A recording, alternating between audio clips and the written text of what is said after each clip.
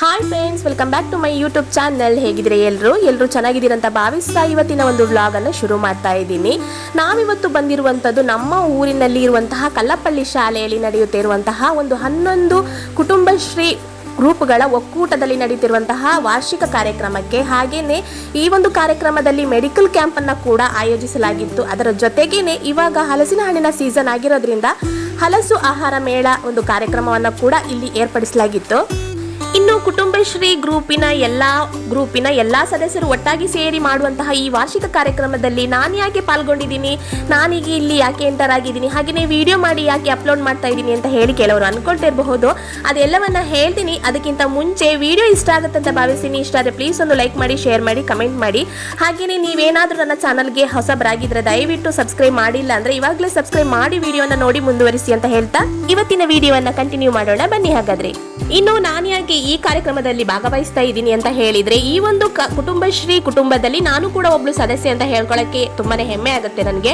ಯಾಕೆಂತ ಹೇಳಿದ್ರೆ ರೀಸೆಂಟ್ ಆಗಿ ನಾವು ಕೂಡ ಒಂದು ಕಲ್ಪವೃಕ್ಷ ಅನ್ನುವ ತಂಡದ ಮುಖಾಂತರ ನಾವು ಕೂಡ ಎಲ್ಲರೂ ಈ ಒಂದು ಕುಟುಂಬಶ್ರೀ ಕುಟುಂಬಕ್ಕೆ ಜಾಯಿನ್ ಆಗಿದ್ದೀವಿ. ಹೊಸ ಗ್ರೂಪ್ ಅನ್ನು ನಾವು ಸೃಷ್ಟಿ ಮಾಡಿದ್ದೀವಿ. ಹಾಗೆಯೇ ಈ ಕುಟುಂಬಶ್ರೀ ಗ್ರೂಪ್ಗಳಿಗೆ ನಾವು ಹೊಸ ಸದಸ್ಯರಾಗಿದ್ರೂ ಕೂಡ ನೀವು ಕೂಡ ಬಂದು ಈ ಕಾರ್ಯಕ್ರಮದಲ್ಲಿ ಭಾಗವಹಿಸಬೇಕು, ನಮ್ಮಂತೆ ನೀವು ಕೂಡ ಇರಬೇಕು ಅನ್ನೋ ಒಂದು ಮಾತನ್ನ ಎಲ್ಲ ಕುಟುಂಬಶ್ರೀ ಸದಸ್ಯರು, ಅಧ್ಯಕ್ಷರು, ಕಾರ್ಯದರ್ಶಿಗಳು ಎಲ್ಲರೂ ಹೇಳಿದ್ರು.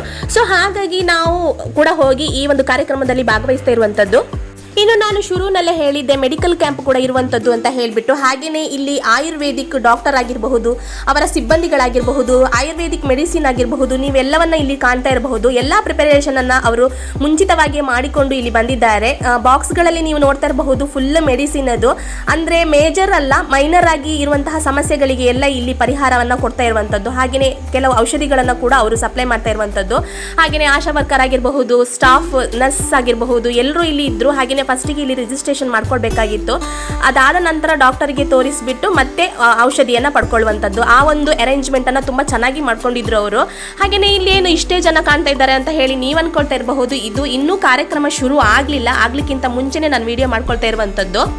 ಇನ್ನು ಈ ಕಾರ್ಯಕ್ರಮ ಬಂದು ಬೆಳಿಗ್ಗೆಯಿಂದ ಮಧ್ಯಾಹ್ನ ತನಕ ಅರೇಂಜ್ಮೆಂಟ್ ಆಗಿರೋದ್ರಿಂದ ಸೊ ಚಾಯದ ವ್ಯವಸ್ಥೆ ಕೂಡ ಇಲ್ಲಿ ಮಾಡಲಾಗಿತ್ತು. ಹಾಗೆಯೇ ಮಧ್ಯಾಹ್ನದ ಊಟದ ವ್ಯವಸ್ಥೆ ಕೂಡ ಇಲ್ಲಿ ತುಂಬಾ ಚೆನ್ನಾಗಿ ಪ್ರಿಪರೇಷನ್ ಮಾಡ್ತಾ ಇದ್ರು. ಹಾಗಾಗಿ ಇಲ್ಲಿ ಅಡಿಗೆ ಸಿಬ್ಬಂದಿಗಳೆಲ್ಲ ಅವರ ಕೆಲಸವನ್ನ ಮುಂದುವರಿಸ್ತಾ ಇದ್ರು.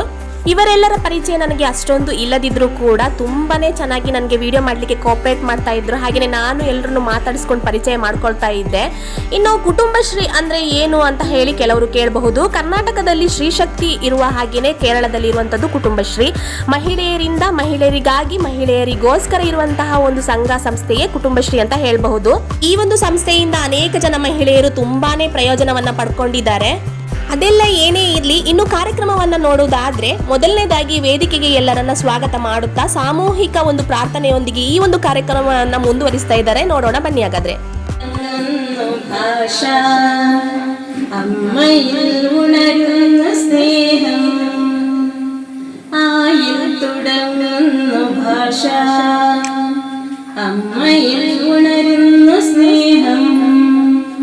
ಇನ್ನು ಪ್ರಾರ್ಥನೆಯ ನಂತರ ವೇದಿಕೆಯಲ್ಲಿರುವಂತಹ ಎಲ್ಲಾ ಗಣ್ಯರು ದೀಪ ಬೆಳಗಿಸುವುದರ ಮೂಲಕ ಈ ಒಂದು ಕಾರ್ಯಕ್ರಮಕ್ಕೆ ಇನ್ನಷ್ಟು ಮೆರುಗುಗೊಳಿಸ್ತಾ ಇದ್ದಾರೆ.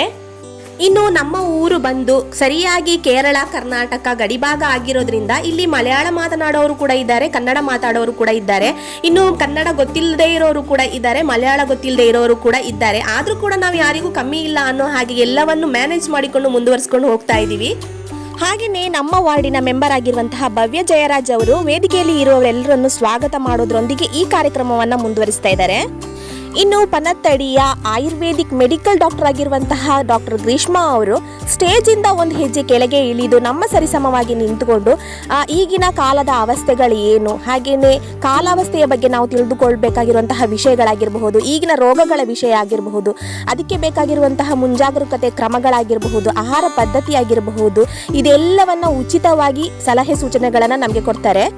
ಹಾಗೆ ಡಾಕ್ಟರ್ ಗ್ರೀಷ್ಮಾ ಅವರು ಮೊದಲನೇದಾಗಿ ಎಲ್ಲ ರೋಗಗಳ ವಿವರ ಆಗಿರಬಹುದು, ಆಹಾರ ಪದ್ಧತಿ ಆಗಿರಬಹುದು, ಹಾಗೆಯೇ ಈಗಿನ ಜನರೇಷನ್ ಅಲ್ಲಿ ನಡೆಯುತ್ತಿರುವಂತಹ ವಿಷಯಗಳ ಬಗ್ಗೆ ಎಲ್ಲ ನಮಗೆ ಮಾಹಿತಿಯನ್ನು ಕೊಟ್ಟು, ಅದಾದ ನಂತರ ಕೊನೆಯಲ್ಲಿ ನಾನು ಹೇಳಿರುವುದು ನಿಮಗೆ ಅರ್ಥ ಆಗಿದೆ ಅನ್ನೋದ್ರ ಬಗ್ಗೆ ಅವರಿಗೊಂದು ಚಿಕ್ಕ ಡೌಟ್ ಅನ್ನ ಕ್ಲಾರಿಟಿ ಮಾಡೋದಕ್ಕೋಸ್ಕರ ಕೆಲವರ ಹತ್ರ ಸ್ವಲ್ಪ ಪ್ರಶ್ನೆಗಳನ್ನ ಕೂಡ ಕೇಳಿದ್ರು. ಅದರಲ್ಲಿ ಸ್ವಲ್ಪ ನಗುನೂ ಇತ್ತು, ತುಂಬಾನೇ ಖುಷಿ ಆಯಿತು, ಎಂಜಾಯ್ ಮಾಡಿದ್ವಿ ನಾವೆಲ್ಲರೂ ಕೂಡ. ಇನ್ನು ಈ ಕಡೆ ನೀವು ನೋಡ್ತಾ ಇರಬಹುದು, ಇಲ್ಲಿ ಪೇಷಂಟ್ಗಳ ರಿಜಿಸ್ಟ್ರೇಷನ್ ಕೂಡ ಮಾಡ್ಕೊಳ್ತಾ ಇದ್ರು. ಅಂದ್ರೆ ಕೆಲವರು ಅವರಿಗೆ ಬೇಕಾಗಿರುವಂತಹ ಗ್ಯಾಸ್ಟ್ರಿಕ್ ಮೆಡಿಸಿನ್ ಆಗಿರಬಹುದು, ಅಂದರೆ ನೋವಿರುವಲ್ಲಿ ಹಚ್ಚಲಿಕ್ಕೆ ಬೇಕಾಗಿರುವಂತಹ ಎಣ್ಣೆ ಆಗಿರಬಹುದು, ಎಲ್ಲ ಥರದ ಆಯುರ್ವೇದಿಕ್ ಮೆಡಿಸಿನ್ ಕೂಡ ಇಲ್ಲಿ ಸಪ್ಲೈ ಮಾಡ್ತಾ ಇದ್ರು. ಸೊ ಹಾಗಾಗಿ ಆ ಕಡೆ ಫಸ್ಟ್ ರಿಜಿಸ್ಟ್ರೇಷನ್ ಮಾಡಿಕೊಂಡು ಅದಾದ ನಂತರ ಡಾಕ್ಟ್ರಿಗೆ ಒಳಗಡೆ ತೋರಿಸಿಬಿಟ್ಟು ಮತ್ತೆ ಹೊರಗಡೆ ಬಂದು ಇಲ್ಲಿ ಔಷಧಿಯನ್ನು ಪಡ್ಕೊಳ್ಳುವಂಥದ್ದು. ತುಂಬಾ ಚೆನ್ನಾಗಿ ಅರೇಂಜ್ಮೆಂಟ್ ಮಾಡ್ಕೊಂಡಿದ್ರು, ತುಂಬ ನೀಟಾಗಿತ್ತು ಎಲ್ಲ ಕ್ರಮಗಳು ಕೂಡ. ಇನ್ನು ವಿಡಿಯೋ ಶುರುನಲ್ಲೇ ನಾನು ಹೇಳಿರುವ ಹಾಗೆ ಇದೆಲ್ಲ ಕಾರ್ಯಕ್ರಮದ ಜೊತೆಗೇನೆ ಹಲಸು ಆಹಾರ ಮೇಳವನ್ನು ಕೂಡ ಏರ್ಪಡಿಸಿದ್ದಾರೆ ಅಂತ ಹೇಳಿಬಿಟ್ಟು, ಅದಕ್ಕೋಸ್ಕರ ಇಲ್ಲಿ ಎಲ್ಲ ಮಹಿಳೆಯರು ಅವರಿಗೆ ಗೊತ್ತಿರುವಂತಹ ಹಲಸಿನ ಹಣ್ಣಿನಿಂದ ತಯಾರು ಮಾಡಲಿಕ್ಕೆ ಆಗಿರುವಂತಹ ಎಲ್ಲ ಆಹಾರ ಪದಾರ್ಥಗಳನ್ನು ಇಲ್ಲಿ ಮಾಡ್ಕೊಂಡು ಬಂದಿದ್ರು. ಎಸ್ಪೆಷಲಿ ನಾನು ಹೇಳಬೇಕು ಅಂತ ಹೇಳಿದರೆ ಹಲಸಿನ ಹಣ್ಣಿನಿಂದ ಕೇಕ್ ಕೂಡ ಮಾಡಬಹುದು ಅನ್ನೋದು ನನಗೆ ಇವತ್ತೇ ಗೊತ್ತಾಗಿದ್ದು. ಎಷ್ಟೊಂದು ವೆರೈಟೀಸ್ ಮಾಡಿದ್ರು ಅಂತ ಹೇಳಿದರೆ ಒಂದು ಸಂಘದವರಂತೂ 14 ಬಗೆಯ ಆಹಾರ ಪದಾರ್ಥಗಳನ್ನು ಖಾದ್ಯಗಳನ್ನು ಮಾಡ್ಕೊಂಡು ಬಂದಿದ್ರು. ತುಂಬಾ ಚೆನ್ನಾಗಿತ್ತು.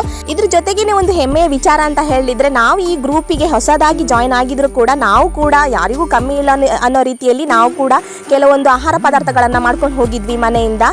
ಹಲಸಿನ ಬೀಜದ ಲಡ್ಡು ಆಗಿರಬಹುದು, ಹೈ ಪ್ರೋಟೀನ್ ಲಡ್ಡು ಆಗಿರಬಹುದು, ಹಾಗೆಯೇ ಹಲಸಿನ ಹಣ್ಣಿನಿಂದ ಮಾಡಿರುವಂತಹ ಪಾಯಸ ಆಗಿರ್ಬೋದು, ಹೋಳಿಗೆ ಆಗಿರಬಹುದು, ಹಲಸಿನ ಹಣ್ಣಿನ ಹಿಟ್ಟು ಆಗಿರಬಹುದು, ಅಂದರೆ ಕಡುಬು ಅಂತ ಹೇಳ್ತೀವಿ, ಹಾಗೆಯೇ ಹಲಸಿನ ಕಜ್ಜಾಯ ಆಗಿರಬಹುದು, ಹಲಸಿನ ಹಪ್ಪಳ ಆಗಿರಬಹುದು, ಎಲ್ಲ ರೀತಿಯ ಒಂದು ವಿವಿಧ ಬಗೆಯ ಖಾದ್ಯಗಳನ್ನು ಮಾಡ್ಕೊಂಡು ಬಂದಿದ್ರು. ನಾವು ಕೂಡ ಮಾಡ್ಕೊಂಡು ಹೋಗಿದ್ವಿ. ಅದೆಲ್ಲದರ ಜೊತೆಗೆ ಇಲ್ಲಿ ಆಟ ಕೂಡ ಮುಂದುವರಿತಾ ಇತ್ತು. ಹಾಗಾದರೆ ಇನ್ನು ತಡ ಮಾಡೋದು ಯಾಕೆ, ಅವರು ಹೇಗೆಲ್ಲ ನಮ್ಮನ್ನು ಆಟ ಆಡಿಸಿದ್ರು, ನಾವು ಹೇಗೆಲ್ಲ ಆಟ ಆಡಿದ್ವಿ, ಹೇಗೆಲ್ಲ ಎಂಜಾಯ್ ಮಾಡಿದ್ವಿ ಅನ್ನೋದನ್ನು ವಿತ್ ಮ್ಯೂಸಿಕಲ್ಲಿ ನೋಡ್ಕೊಂಡು ಬರೋಣ ಬನ್ನಿ. ಹಾಗಾದರೆ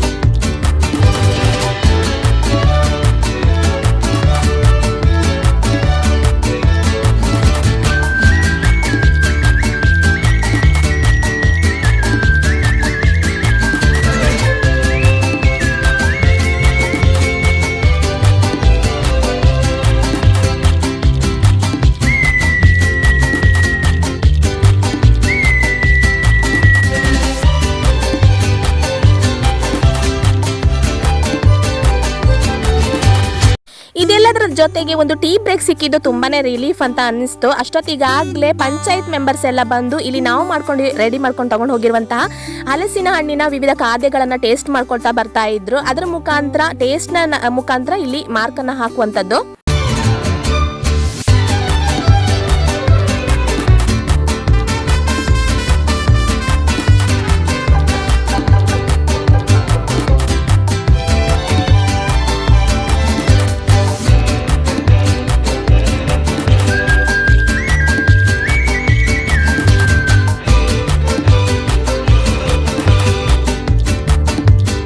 ಆಟ ಗಮ್ಮತ್ತು ಎಲ್ಲ ಮುಗೀತು. ಇವಾಗ ಇಲ್ಲಿ ಮಧ್ಯಾಹ್ನದ ಸಭಾ ಕಾರ್ಯಕ್ರಮವನ್ನ ಮುಂದುವರಿಸ್ತಾ ಇದ್ದಾರೆ. ಹಾಗೆಯೇ ಸಭೆಯಲ್ಲಿ ಕೂತಿರೋರು ಎಲ್ರಿಗೂ ಒಂದೊಂದು ಸಂಘದಿಂದ ಒಬ್ಬೊಬ್ಬ ಸದಸ್ಯರನ್ನ ಕರೆದು ಅವರ ಕೈಯಲ್ಲಿ ಪುಷ್ಪವನ್ನ ಕೊಡುವುದ್ರ ಮುಖಾಂತರ ಅವರನ್ನ ಗೌರವಿಸ್ತಾ ಇದ್ರು.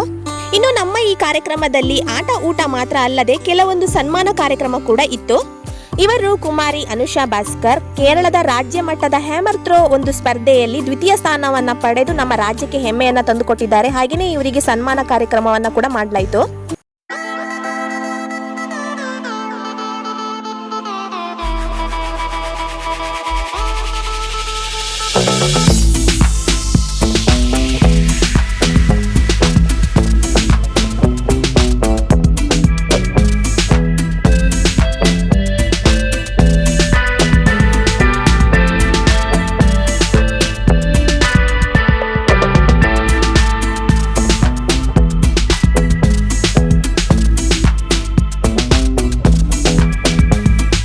ಇನ್ನು ವೇದಿಕೆಯಲ್ಲಿ ಇರುವ ಮಹನೀಯರು ಈ ಕಾರ್ಯಕ್ರಮದ ಬಗ್ಗೆ ತಮ್ಮ ಅನಿಸಿಕೆಯನ್ನ ಹಂಚಿಕೊಳ್ತಾರೆ. ಇದರ ಜೊತೆಗೇನೆ ಕಲ್ಲಪಳ್ಳಿ ಶಾಲೆಯಲ್ಲಿ ಓದಿ ಮುಂದುವರೆದು ಹೋಗಿರುವಂತಹ ಹಳೆಯ ವಿದ್ಯಾರ್ಥಿಗಳಿಗೆ ಸ್ಮರಣಿಕೆಯನ್ನ ಕೂಡಿ ಗೌರವಿಸುವುದರ ಮುಖಾಂತರ ಕೂಡ ಈ ಒಂದು ಕಾರ್ಯಕ್ರಮಕ್ಕೆ ಇನ್ನಷ್ಟು ಮೆರುಗುಗೊಳಿಸ್ತಾ ಇದ್ದಾರೆ. ಕಾರಣಾಂತರಗಳಿಂದ ಕೆಲವೊಂದು ವಿದ್ಯಾರ್ಥಿಗಳು ಬಾರದೇ ಇರುವುದರಿಂದ ಅವರ ಮನೆಯವರು ಇಲ್ಲಿ ಸ್ಮರಣಿಕೆಯನ್ನ ತಗೊಳ್ಳುವುದನ್ನ ನೀವು ನೋಡ್ತಾ ಇರಬಹುದು. ಇನ್ನು ಪುಟಾಣಿ ಅಂಗನವಾಡಿ ಮಕ್ಕಳಿಗೆ ಬಣ್ಣ ಬಣ್ಣದ ಕೊಡೆಯನ್ನು ಕೊಡುವುದರ ಮುಖಾಂತರ ಅವರಲ್ಲಿರುವಂತಹ ಒಂದು ಹುಮ್ಮಸ್ಸನ್ನ ಹೆಚ್ಚಿಸುವ ಒಂದು ಪ್ರಯತ್ನ ಕೂಡ ಈ ಒಂದು ಕುಟುಂಬಶ್ರೀ ಕಾರ್ಯಕ್ರಮದಲ್ಲಿ ಮಾಡಲಾಯಿತು. ಇನ್ನು ಲಾಸ್ಟ್ ಬಟ್ ಲೀಸ್ಟ್ ಅನ್ನೋ ಹಾಗೆ ಹಲಸು ಆಹಾರ ಮೇಳದಲ್ಲಿ ಗೆದ್ದಿರುವಂತಹ ವಿಜೇತರಿಗೆ ಕೂಡ ಇಲ್ಲಿ ಬಹುಮಾನವನ್ನ ಕೊಡಲಾಗಿತ್ತು. ಪ್ರಥಮ ದ್ವಿತೀಯ ತೃತೀಯ ಅನ್ನುವ ಒಂದು ಪಂಗಡದಲ್ಲಿ. ಹಾಗೇನೆ ಕೆಲವೊಂದು ಗೇಮ್ಗಳನ್ನ ಆಟ ಆಡಿಸಿದ್ರು. ಅದರಲ್ಲಿ ಗೆದ್ದಿರುವಂತಹ ವಿಜೇತರಿಗೆ ಕೂಡ ಇಲ್ಲಿ ಬಹುಮಾನವನ್ನ ವಿತರಿಸಲಾಯಿತು. ಇನ್ನು ಕಾರ್ಯಕ್ರಮದ ಕೊನೆಯ ಹಂತವಾಗಿ ಧನ್ಯವಾದ ಸಮರ್ಪಣೆ ಅದನ್ನ ಕೂಡ ಸೋನಾಕ್ಷಿ ಅವರು ಇಲ್ಲಿ ಮುಗಿಸ್ತಾ ಇದ್ದಾರೆ. ಇದೆಲ್ಲ ಕಾರ್ಯಕ್ರಮ ಮುಗಿದ ಮೇಲೆ ಊಟದ ಸಮಯ ಆಗಿತ್ತು. ಹಾಗೆಯೇ ಊಟದ ವ್ಯವಸ್ಥೆ ಇದ್ದಿರುವಂತದ್ದು ಎಲ್ಲರೂ ಊಟ ಮಾಡ್ಲಿಕ್ಕೆ ಹೋಗ್ತಾರೆ. ಸೊ ನಾ ಅಲ್ಲಿ ಎಲ್ಲೂ ವಿಡಿಯೋ ಮಾಡ್ಕೊಳಕ್ ಹೋಗ್ಲಿಲ್ಲ. ಹಾಗೆಯೇ ನಮ್ಮ ಈ ಕುಟುಂಬಶ್ರೀ ಸಂಘದ ಒಂದು ವಾರ್ಷಿಕ ಕಾರ್ಯಕ್ರಮ ನಿಮ್ಗೆಲ್ರಿಗೂ ಇಷ್ಟ ಆಗಿದೆ ಅಂತ ಭಾವಿಸ್ತೀನಿ. ಇಷ್ಟ ಆದ್ರೆ ಪ್ಲೀಸ್ ಒಂದು ಲೈಕ್ ಮಾಡಿ, ಶೇರ್ ಮಾಡಿ, ಹಾಗೆಯೇ ಕಮೆಂಟ್ ಮಾಡಿ. ಹಾಗೆಯೇ ಮುಂದೆ ಒಂದು ಹೊಸ ವಿಡಿಯೋದೊಂದಿಗೆ ಮತ್ತೆ ಸಿಗ್ತೀನಿ. ಅಲ್ಲಿವರೆಗೂ ಎಲ್ರಿಗೂ ಟೇಕ್ ಕೇರ್, ಬಾಯ್.